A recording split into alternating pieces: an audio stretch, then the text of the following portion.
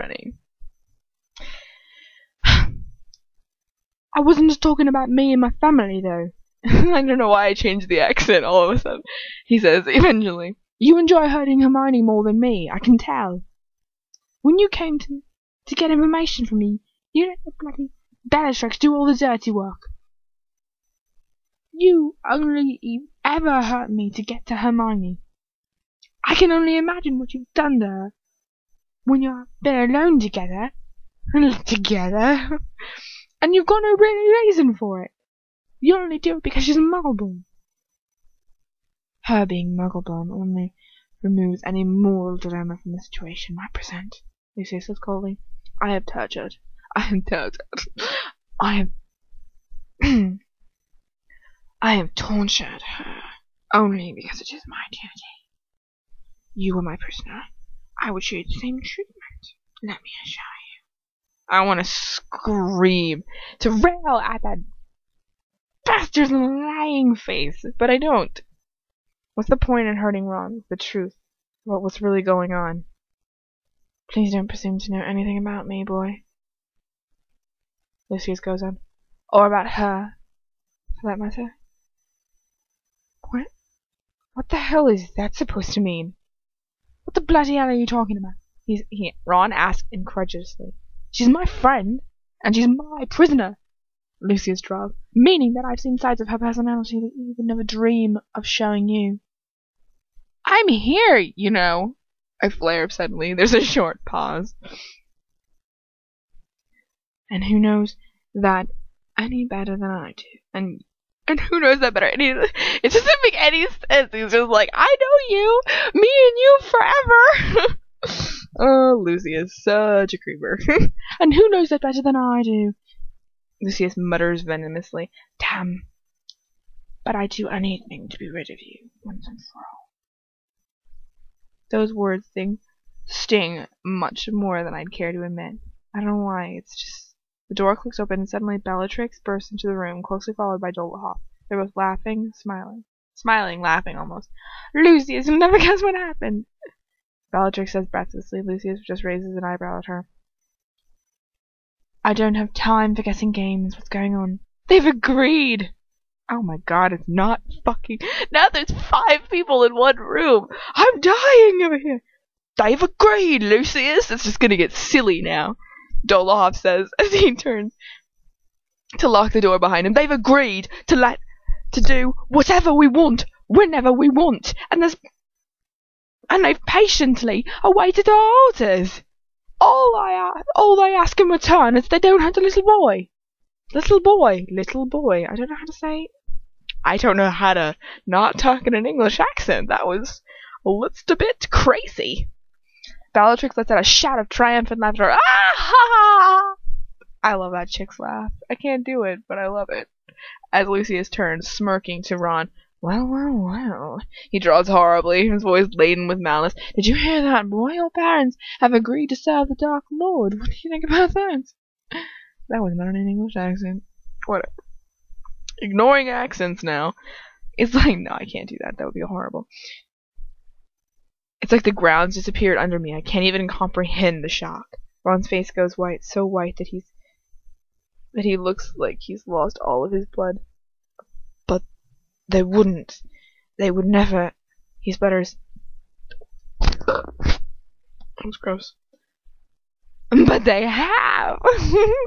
Bellatrix got them, and they did it without even a moment's hesitation either! How does it feel, Weasel? You brought 2 new servants to the Dark Lord! But they wouldn't! Ron says desperately. Lucius rolls his eyes. Honestly, I would have thought you'd be pleased. Would you rather they've turned around and said, no, we won't serve you, kill our son, our principles mean more to us than he does? Ron doesn't answer him, but I can see the pain on his face. I can see it in the whiteness of his eyes, and the tears in his eyes. The whiteness of his skin, and the tears in his eyes. Lucius curls a sneer. I don't think so, somehow. You bastards! Ron suddenly bursts out suddenly. They're my parents, you sick fuckers! How can you use someone's own son to make them serve you? It's so low, so sick. I hope you all burn in hell, you fucking evil, stupefied. No! The words leave my mouth as Ron is hit by a red jet of light and falls away from the floor, sprawling on the ground. I close my eyes and press my lips together, sinking down to the floor. Because I know, what can I do? Because what can I do about it? They've all got their wands while I've got nothing.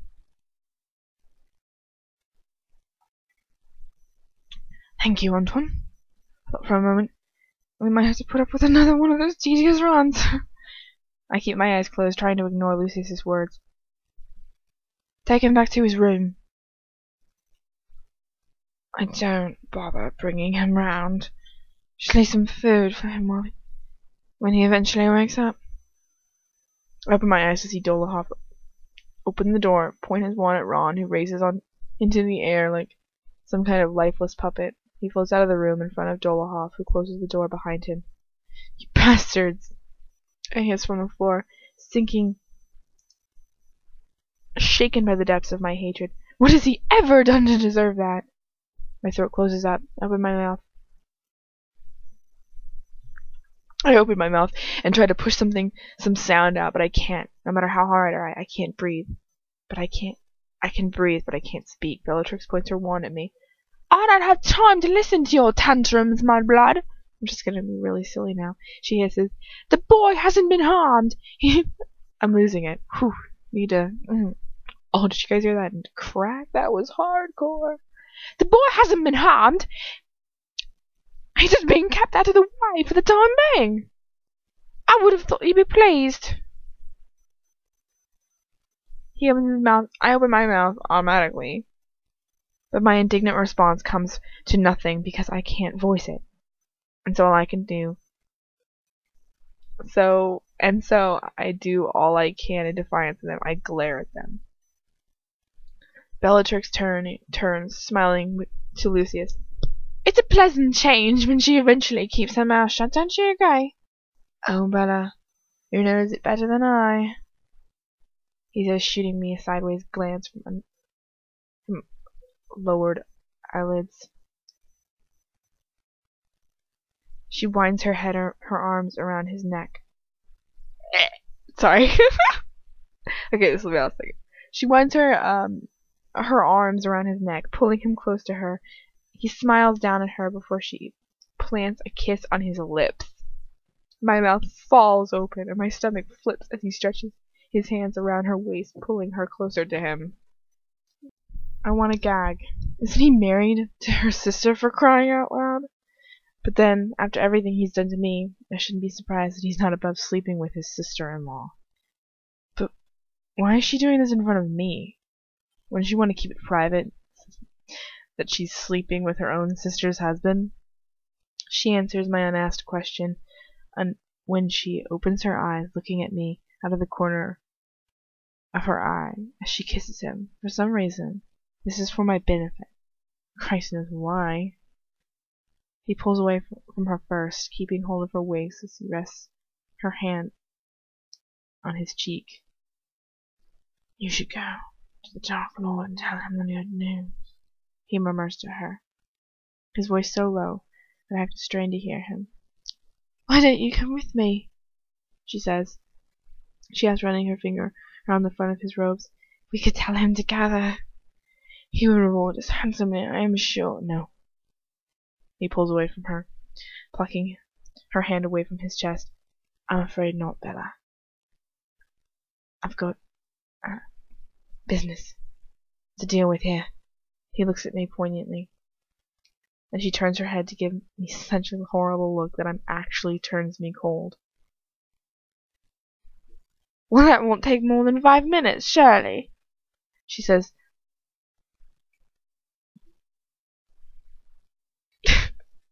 Petulantly. I can read. I'll wait for you, and then we'll go together. No. I think you should go on your own. Go alone, he says firmly.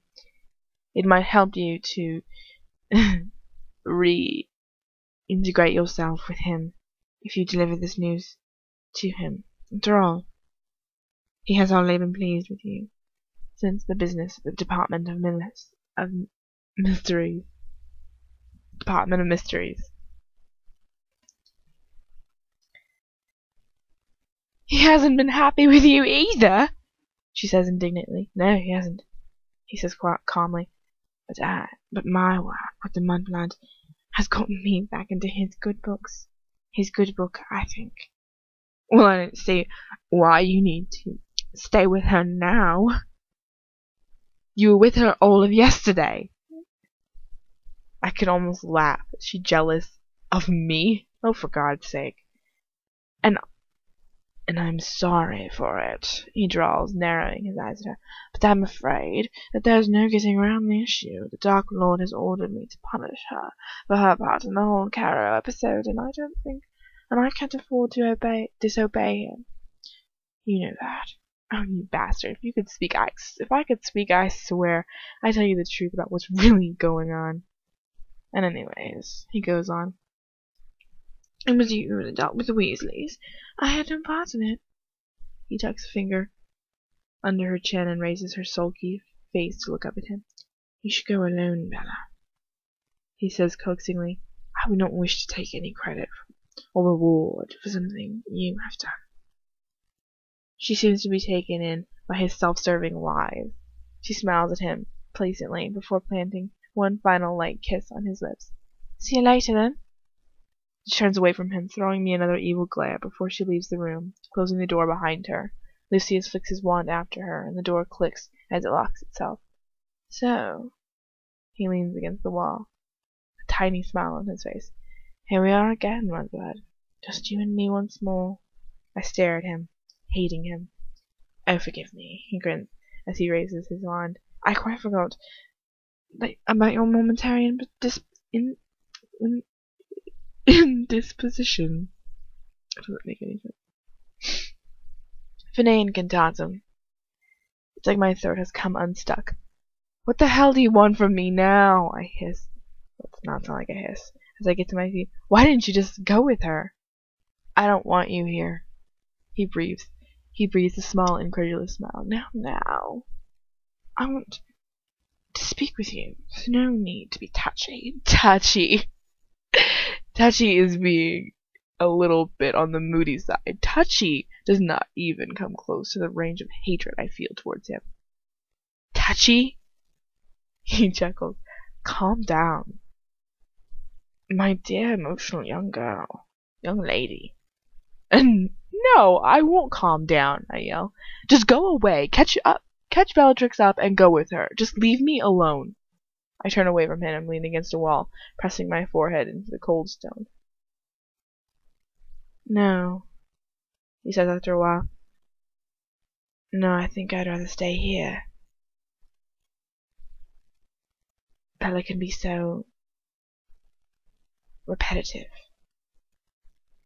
I actually let out a tiny shout of laughter as I turn away from the wall and face him again. He's closer than he was before. And I'm not, I suppose. I stare at him long and hard. All I do is try to fight against you. Break down into tears, and then give in to what you want. If that's not repetitive, I don't know what is. And he doesn't answer me. Not right away. He just watches me. He doesn't come any closer. Not yet. He's got the strangest expression on his face. As if something is amusing him. And he's trying to work out exactly how it amuses him. Yes, indeed. But you have to admit that hatred is so much more interesting than admiration. For example, I am sure you find me more interesting than your dear friend Weasley, even though you might perhaps prefer his company tonight. How can you suggest that? I ask incredulously. Voldemort himself might be fascinating psychological study, but that doesn't mean I'd go near him with a barg. That doesn't mean I'd go near him with a bargain pole. Barg? I don't know what that word is. Barg pole? If I had the option. He just smirks. I almost yell in sheer frustration, but I force myself to channel it into something more useful.